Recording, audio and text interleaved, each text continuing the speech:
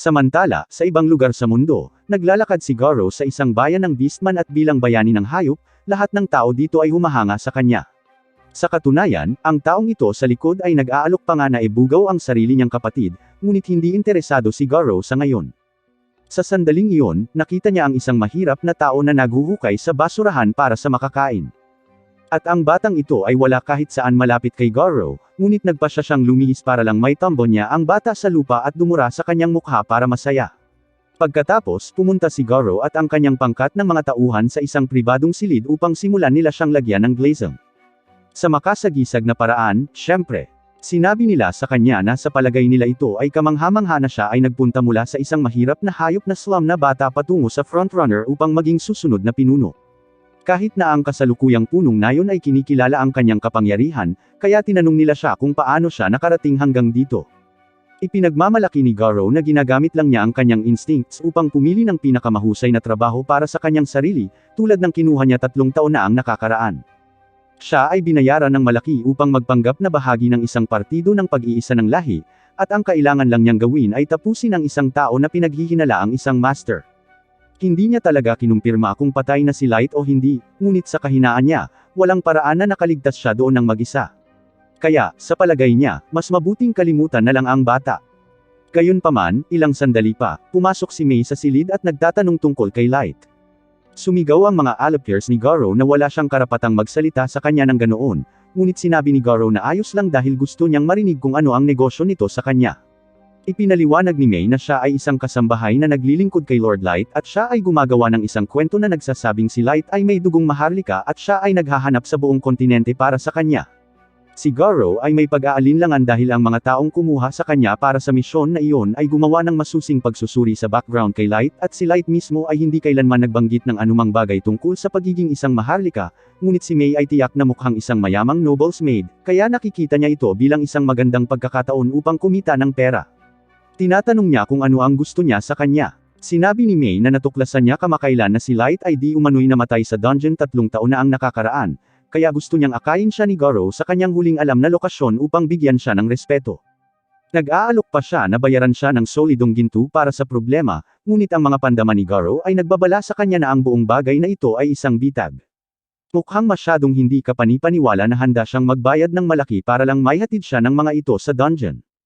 Ngunit dahil si May ay mukhang isang ordinaryong tao na babae, inalis ni Garo ang kanyang mga alalahanin dahil walang paraan ang tao ay magagawang talunin siya.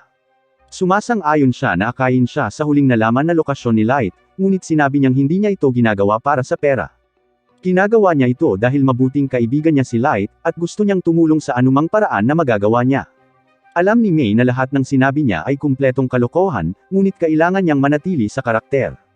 Kaya, nagpasalamat siya sa kanya. At makalipas ang 1 buwan, malapit na ang grupo sa spot kung saan nawala si Light. Gayunpaman, walang intensyon si Garo na aktwal na tuparin ang mga tuntunin ng kasunduan. Kaya, sa sandaling makarating sila roon, plano niyang salakayin si May at hayaan siyang mamatay tulad ng ginawa kay Light. Sa sandaling makarating sila sa lugar, napaluhod si May sa kawalan ng pag-asa sa pag-iisip kung gaano kawalang pag-asa ang naramdaman ni Light noon. Samantala, sinubukan ni Garo na paikutin ang isang kwento tungkol kay Light na inatake ng isang halimaw at nahulog sa isang teleportation trap bago siya mailigtas ng sinuman. Ngunit habang nagsasalita siya, nagsimulang hamarang sa labasan ang ilan sa kanyang mga tauhan upang hindi na makatakas si May sa sandaling umatake sila. Kulang na lang sunggaban siya ng mga ito.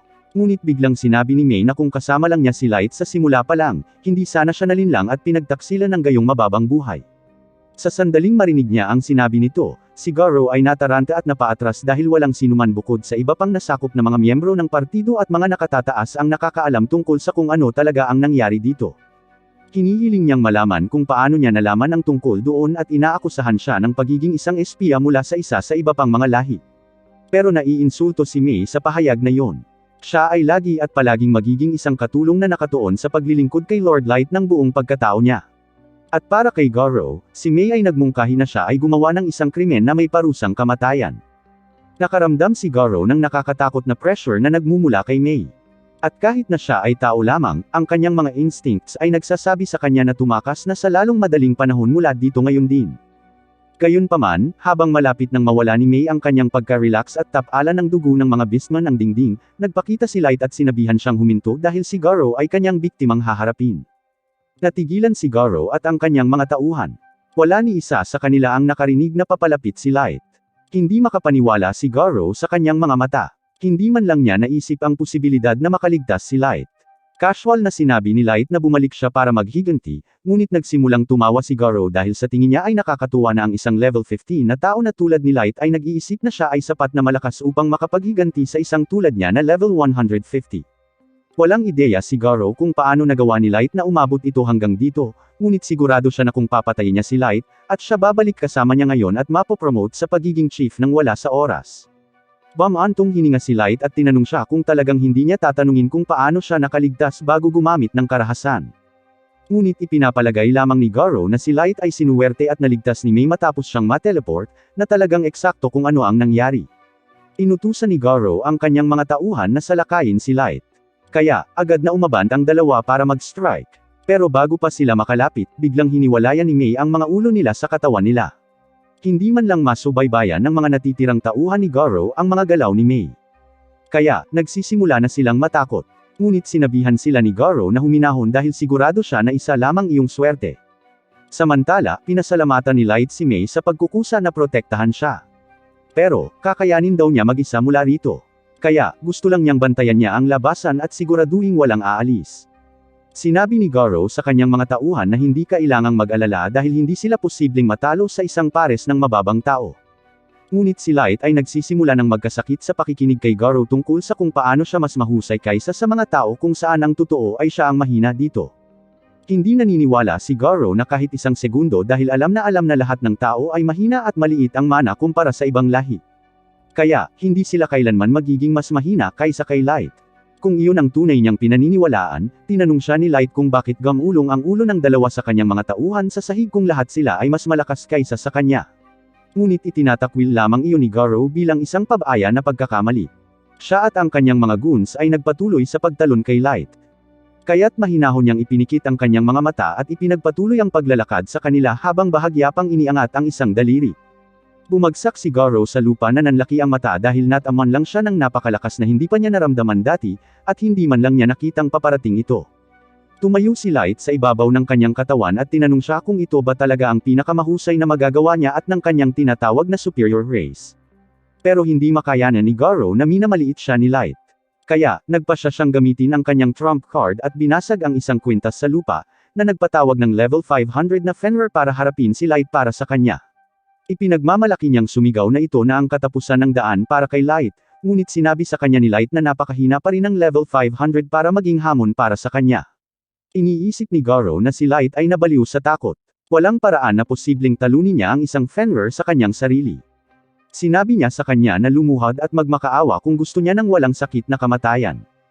Nakikita ni Light na ang pagkakaiba ng kapangyarihan dito ay hindi pa bumabagsak, kaya't isinantabi niya ang kanyang staff at sinabi kay Garo na hindi siya lilipat sa lugar na ito, kaya't malaya siyang tamaan siya ng kanyang pinakamahusay na pag-atake.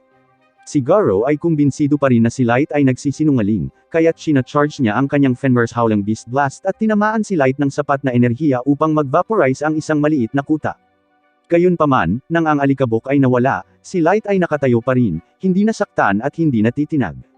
Sa palagay niya ay medyo nakakahiya na si Garo ay nagyayabang ng husto tungkol sa isang pag-atake na halos walang nagawa. Iniisip din niya na kakaiba na patuloy na tinatawag ni Garo ang kanyang summon na isang Fenrir gayong ito ay halos hindi sapat na sapat upang maiuri bilang isang Fenrir puppy. Pagkatapos ay naglabas siya ng isang summon card at sinabing ipapakita niya kay Garo kung ano ang hitsura ng isang tunay na Fenrir bago tumawag ng isang Diyos ng Lobo. Ito ay isang level 9,000 Fenrir na higit pa sa anumang nakita ni Garo sa kanyang buhay. At pagkatapos na utusan ito ni Light na asikasuhin ang summon ni Garo, literal na bumuga ito ng hangin sa direksyon ng lobo ni Garo at bigla itong nagyelo sa isang bloke ng yelo. Nang makitang casual na hinugot ni Light ang isang lobo na nagawang tapusin ang kanyang summon, sa wakas, napagtanto ni Garo kung gaano siya kabaliw. Ngunit sinabi sa kanya ni Light na ang Diyos ng lobo ay para lamang sa pagpapakita dahil maaari niyang asikasuhin ang pagpapatawag ni Garo ng mag-isa kung gusto niya at gawing malinaw ang pagkakaiba sa lakas. Binibigyang daan ni Light ang screen ng kanyang status na ipakita kay Garo na siya ay kasalukuyang level 9,999.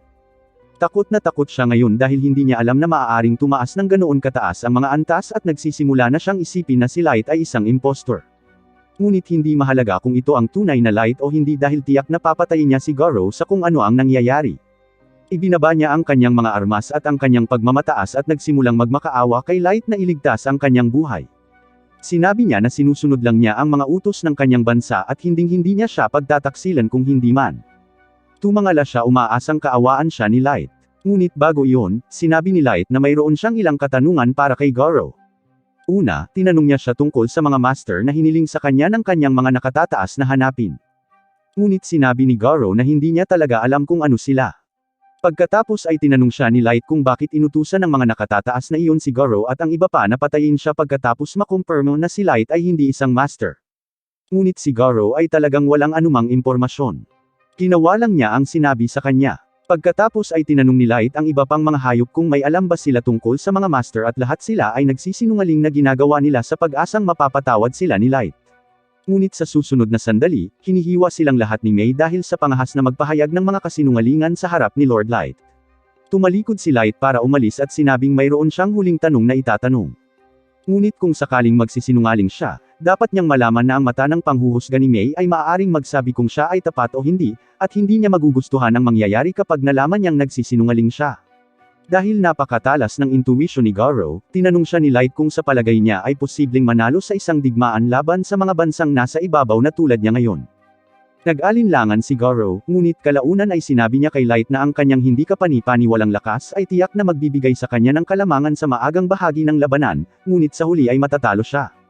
Siya ay may isang tauhan lamang. Kaya halos imposibleng manalo sa isang buong digmaan laban sa mga bansang may di mabilang na mga sundalo, sandata, at mga bagay. Iniisip ni Garo na magagalit si Light sa sagot na ibinigay niya. Ngunit masasabi ni Light na nagsasabi si Garo ng totoo, at inaasahan na niya ito. Gayunpaman, sinabi niyang may gusto siyang ipakita kay Garo.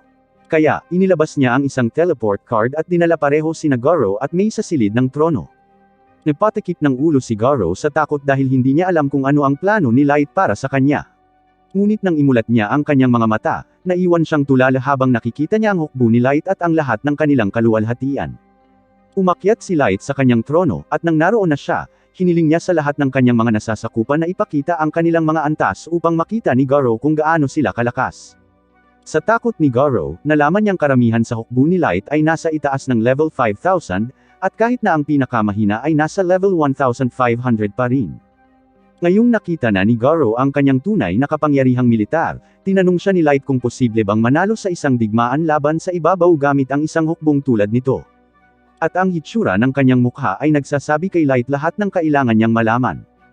Ngayong nakumpirma na niya na maaari siyang manalo bilang gantimpala, sinabi ni Light na patatawarin niya si Garo sa lahat ng sakit na naidulot niya noon.